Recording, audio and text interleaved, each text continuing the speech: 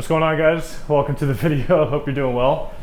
And this one's going to be about preventing and also rehabbing really pesky finger injury called synovitis, which can happen in the DIP joint, the last joint of the finger. It can also commonly happen in the PIP joint. This is something that originally happened to me back in June when I overdid it with some grip changes and nose angle changes and too many tectus throws with not enough rest and too much speed. Anyways, it's been kind of an uphill battle. I finally got a handle on it, and I wanted to really refine this protocol that I've been using before making the video for you guys to make sure that it's going to be as effective as possible. As always, I'll have video chapters in this, so if you don't have enough time to watch the whole thing and you want to just skip to the protocol tutorial, that'll be in a video chapter along with all the other chapters. And before I get into the video, I want to say big thank you to my friend Clint, Blitz Disc Golf. He's given me some help with finger injury information. He has a rock climbing background, so he knows a lot about how to take care of the hands and fingers, as well as Jonas Morella, the Finnish disc golf coach. He helped me out with some information on a call about what he does with his athletes when they get this injury. And then also I got a ton of information from the rock climbing subreddit, because there's a lot of avid rock climbers on there. And those people have the hardest time keeping their fingers and hands healthy because it's just so much stress. It's, you know, full body weight in crazy grip holds. So they had a lot of great information, and there's a lot of really smart physiotherapists in that community that have really developed these protocols. And then I kind of took from that and applied what had the best anecdotal and also scientific evidence from people with similar injuries, and then did a bunch of trial and error and R&D on myself these past few months, specific to what allowed me to get back to throwing full power grips with my disc and not dealing with the inflammation afterwards. So that's kind of how it all came together.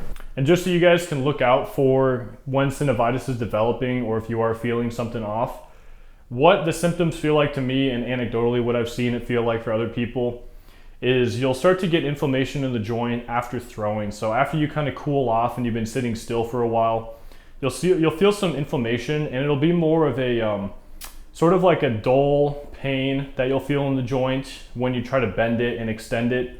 And sometimes the pain can radiate up and down the finger, but it'll usually be more localized to one of the two joints, which would be the local area or local joint that the synovitis is occurring in. So the first and most important thing is just going to be how to prevent this from happening altogether, because the best thing to do with an injury is to just never have it happen to you.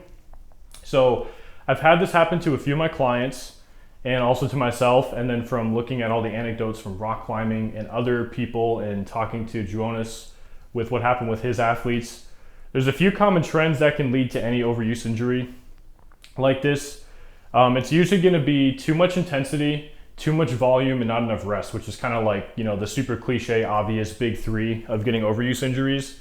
But specifically, something I've noticed is it's happened to a lot of people with tech discs, and it's not the tech disc's fault. It's the fact that it makes training so convenient and so effective that we're tempted to throw back to back to back very fast in rapid succession without enough rest between throws, because we don't tend to consider letting the fingers recover between throws, because the backhand is such a big full body movement.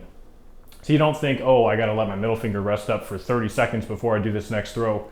But because they're such small parts of the body, they're not going to necessarily send a huge fatigue signal to your brain. So you just have to kind of be proactive and make sure you're not just banging, 50, 100 shots into a net without any rest. I would try to force some rest, and that can kind of doubly act as a way to get more quality out of each rep mentally, because if you are doing form changes with the tech disc, it's good to kind of reset between reps, figure out what felt good, and then visualize what you're going to do on the next one. And then managing intensity and how that ties into volume as well. It's really not good for the human body to throw 50 to 100 max power shots every single day, because again, the backhand is an extremely energetic, powerful motion, and that's just a lot of throws. And you also have to think, how much quality are you going to be able to get out of each of those reps if you really are making form changes and trying to move at your, the absolute limit of your speed capability, coordinating a low wobble release with good nose angle, good spin.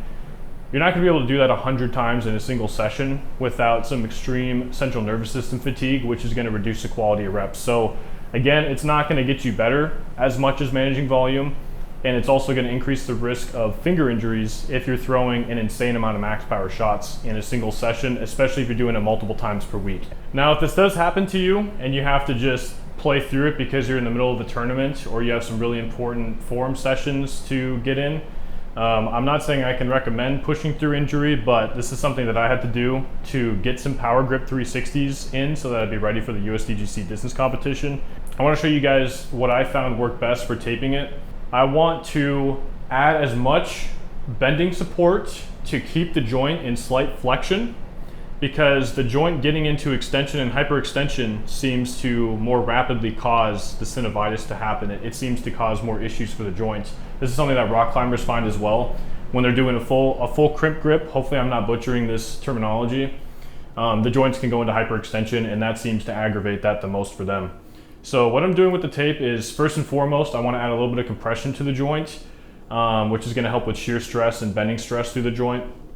But I also want to add some padding to it. So I'm going to use a pretty long strip, and the tape I use, I'll put a link. I'm not getting any money for it. It's not an affiliate link. It's this Meister tape. This stuff has just the right amount of flexibility and stickiness to get the job done. So what I'm going to do is I'm going to take a strip that's roughly from fingertip to about nipple. That's going to be roughly the length. Depending on the needs, I might go longer or shorter on it.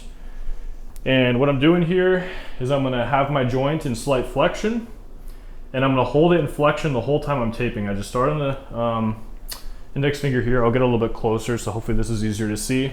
So again, joint is in slight flexion, and I'm applying medium tension. I don't want to cut my circulation off, but I do want there to be some compression, which is going to help keep fluid out of the joint during the throwing session. It's also going to, again, minimize shear and bending stress on the joint. So I'm keeping my joint in flexion, medium tension on the tape, and I'm going to cross the joint. I'm not going to do anything fancy. There is some fancy taping techniques that rock climbers use, but I just like the simplicity of this, and it worked really well with protecting my finger. So again, I'm going to go all the way down to this joint here for DIP. Now, if it's PIP, I don't really know the best way to tape that because I've never had that issue. I don't know how that's going to affect grip getting around the rim. So you guys will have to play around with that. Maybe you can use a similar strategy to what I'm using here. So I'm going down to the end, and then I come back around, and I really want to have a lot of tape around the immediate vicinity and adjacent to the joint, because that is where I'm going to have the greatest stiffness addition come from the tape. Still maintaining medium tension, making sure not to cut off circulation. And we're getting pretty close here. And then just kind of finish up back by the fingernail area. And then what I'm going to do is I'm going to hold my joint in flexion, and I'm going to squish the tape down and get all these rough exposed edges pushed down. And I'm also going to push down on the inside here to make sure that this is maintaining flexion in the joint so that it's not going to go into forced hyperextension during my throws. And that's pretty much how it looks. So that would help me. I can still hold a modified fan grip with this, no problem. You got to just make sure the fingers are stacked. And then power grip is no problem either. You can see that's just fine. So that's how I tape it.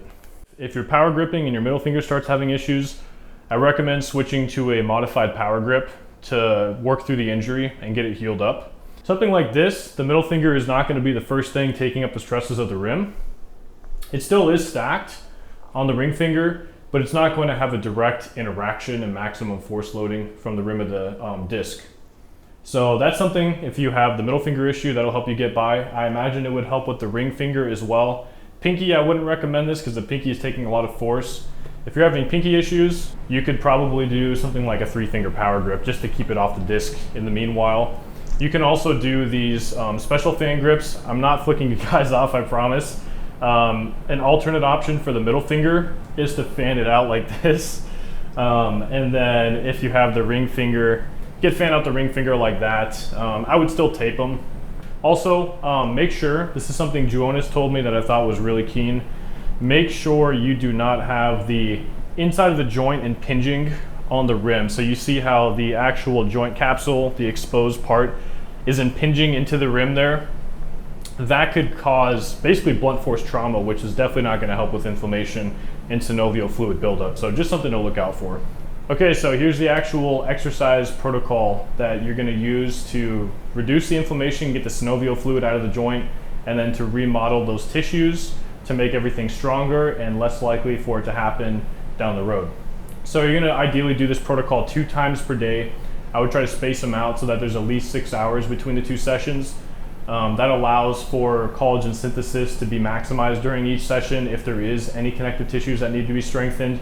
It's also going to minimize cumulative fatigue and lactic acid buildup and all those things that we don't want in excess. The exercises and reps and sets for one of your instances of the protocol is going to be a set of fingertip tendon glides, 10 reps. And then after that, you're going to do 2 sets of 10 to 15 finger rolls. And after that, you're going to do 2 sets of 10 to 15 fingertip push-ups. And then you're going to finish off the session with another set of 10 finger tendon glides. And that's going to be one of your sessions. And then you'll ideally repeat that session a second time of the day. If you don't have time or you need to manage the fatigue and muscular adaptations early on, you can do that protocol once per day. But if you're keeping the loads low enough and the intensity low enough, which I highly recommend, you should be able to do that twice a day, no problem. Okay, so the finger tendon glides, it's kind of a weird exercise name, but essentially what this is doing is it's bringing our fingers through a full range of motion while under our own force. So we're not doing a forced passive stretch from something else pushing on them. We're using the muscles and tendons and pulleys to actually move our fingers through a full range of motion. That's going to help to get things warmed up a little bit. And it's also going to encourage some remodeling and some flexibility without having too much intensity and risking making the injury worse. So the way you do the tendon glides, I like to do everything bilateral, both sides at the same time.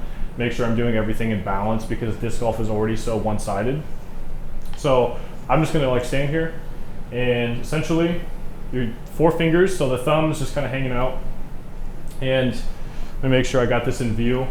So the finger glides or the tendon glides, you're gonna bring the fingers in to the palm and then roll the fingertips in and then slide them back down to the bottom of the palm and go out into extension. So I'll get this closer to the camera so you guys can see. Again, I like to do it on both hands at the same time.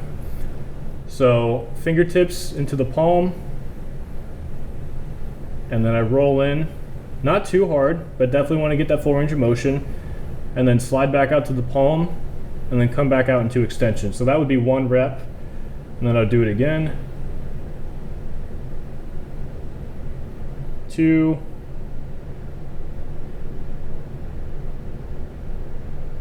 3, and it's going to be a set of 10 of those. And that's what's going to kick off your session for the protocol before we get into the other ones. All right, so the 2 sets of 10 to 15 finger rolls. Finger rolls are also just called finger curls. And I'm doing it with dumbbells because that's what I have access to at home. You can also do it with a barbell pinned up against some sort of vertical slider. You could have like a barbell against a power rack, for example. But dumbbells work just fine, and they're convenient. So what I like to do is I like to do this with my knees pushed up against. In my case, I'm in the bedroom, I'm using my bed. You could use a couch as well. That way, if the dumbbells were to slip out of my fingers, if I made a mistake, it's not my feet aren't gonna be the first thing they hit, because foot bones just tend to not absorb heavy pieces of iron that are falling from several feet up. So what I'm doing here is I'm gonna grip pretty close to the center line. I like to kind of have my center of my hand pretty close to the center. If anything, I'm biasing slightly closer to that end of the dumbbell, and I'm gonna have the dumbbells sort of against my thighs such that it prevents my hands and dumbbells from moving towards my body, because the dumbbell's gonna want to roll out. And what I'm doing here is essentially I'm just allowing the dumbbell to roll down along my fingers. So my fingers are extending down, and then I'm just curling back up. And I want to do this very controlled. The goal here isn't maximum strength. The goal here is volume, blood flow, tissue remodeling. We're not trying to, have a crazy extreme workout or get a gnarly forearm pump 4 times a day, because that's going to cause cumulative fatigue. So down, I'm just really controlling the motion, being really smooth with it. I also like to kind of be an ulnar deviation, just because this is a disc golf thing and I don't want to be throwing those up. So instead of radial deviation, you can be neutral to ulnar deviation. But I want to feel myself using all 4 fingers on each hand to contribute to rolling downward and then rolling back up. I've lost count of my repetitions, so I don't know how many reps this is going to be.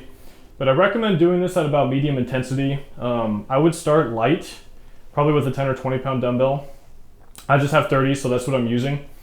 But the goal here is not extreme fatigue. You want to feel maybe a slight burn in the forearm, but nothing that's going to negatively impact your training too much outside of this protocol. And you're gonna do 2 sets of 10 to 15. So again, it's medium to low intensity and high volume, and obviously high frequency, because we're doing 4 sets across the 2 protocol sessions each day. All right, so this is gonna be the 2 sets of 10 fingertip push-ups, 10 to 15, depending on strength level and what you're comfortable with. So for the fingertip push-ups, again, because we're shooting for low to medium intensity on this protocol rather than max intensity, that way we can get more volume in, more blood flow, more consistent tissue remodeling with less chance of degradation of tissues and injury. I'm gonna actually do these from a girl push-up position or from the knees if girl push-up's not PC, and I'm gonna get mega canceled for that. Just kidding. So I'm doing the girl push-up position here, and the big thing here is the grip position for the hand. The hand position is gonna be in a so-called claw position. So what I wanna do is I wanna spread my fingers out such that they can all hit the ground at the same time and have even pressure. But I wanna make sure I'm never locking the joints out. I wanna have a slight bend to the joints. That way we're not gonna go into that dreaded hyperextension that I said that we have to look out for with this synovitis thing. The pinky can be in a little bit more extension just because it's not gonna take up as much force in this. That one seems to do just fine, but I would shoot for having a slight bend in all the fingers, joints, just a little bit. And I'm gonna go in my normal push-up hand width, maybe a little bit wider than shoulder width, depending on what your style is. And I wanna make sure that things are spread out in such a way where my thumb, I don't want my thumb vertical and like this. I wanna have things spread out so that the inward squeezing and grabbing force is what's keeping my hand from collapsing into the ground, rather than just having these pogo stick straight fingers that are being lazy with it. So what I'm gonna do, get into that claw grip, try to get things as symmetric as possible here. The main focus obviously is making sure the fingers and hand are stable. We don't want any like crazy fast collapses or weird stuff to happen. But I'm gonna again have the knees down. My thighs are vertical on set 1. It's gonna be the lowest intensity set. And then I'm just gonna retract and depress the scapula. So again, locking those shoulders back and down. Neutral to slightly extended spine. And I'm gonna actually track forward a little bit as I tuck the elbows, because I want the front fingers to take up more force than I want the fingers to take up more force than the thumb. So I'm gonna go a little bit forward on these. With the knee down will help with that. So again, get here.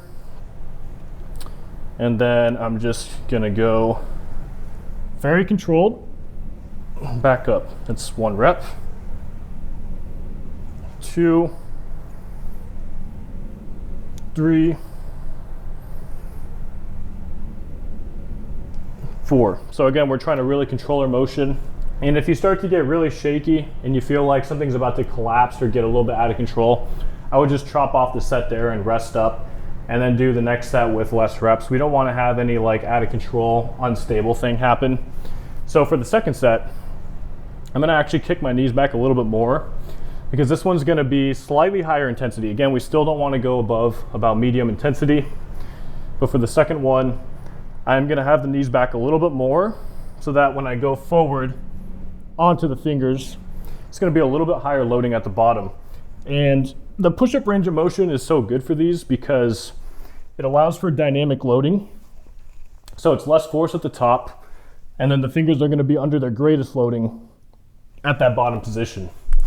And that just ends up working out really well for those. So again, 2 sets of 10 to 15. And then just make sure you don't forget to do your last set of 10 of the finger tendon glides to cap off the session. So thanks for stopping by and checking it out. And I hope that was helpful for some of you guys. This wasn't the most highly requested video, but it is such a common injury in disc golf that I wanted to put together a really good protocol because I had dealt with the struggles of it. And seeing all these people getting these issues because they are training so hard with having access to nets and tech discs, or just throwing so many bombs in the field. Just wanted to make sure people had this information so that they're not going to have a couple months of training derailed like I did So don't do what I did, do better and use this protocol and get things squared away proactively so you don't have to dig yourself out of a hole like I did. And you can definitely do this stuff just as a preventative measure for general finger strength and joint health if you want to. So even if you've never dealt with these injuries, you could do, one run through of the protocol, once a day, and you could do that maybe 3 times a week. After one of your training sessions, you can cap off a training session with the protocol. So instead of doing, 14 protocols per week, you could do 3 to 5, and that would still be very fruitful. And you could even use a little bit higher intensity if you wanted to make it more of an ergogenic or strength building thing rather than more of a safe therapeutic thing, which is how I have this structured in this video. So something to keep in mind. And I'm probably going to put some of this into the at-home training program. I'm still doing R&D. I know a lot of people wanted me to put together a disc golf performance and injury prevention at-home easy access strength training program with weights and body weight exercises. I'm still putting it together, still doing R&D on myself. I'm kind of like my own little test bed and experiment bed, seeing how my body responds to these exercises and seeing how I can get to faster throwing speeds, further distances with less injuries. So still working on that. Hopefully going to have that put together soon for you guys. And before I sign off, I had to close down my coaching signups because I reached like max capacity of 45 clients and I was just so busy with things. I didn't want my quality of work to go down. So right now I am having like a wait list situation where you can just email me and I'll put you on the wait list. So I let you know ASAP when the signups are back open. So sorry about that, guys, if it's inconvenient for you. But as more slots open up pretty soon, I'll be able to bring on more people. So with that, hope you have a great day, and I will see you guys later.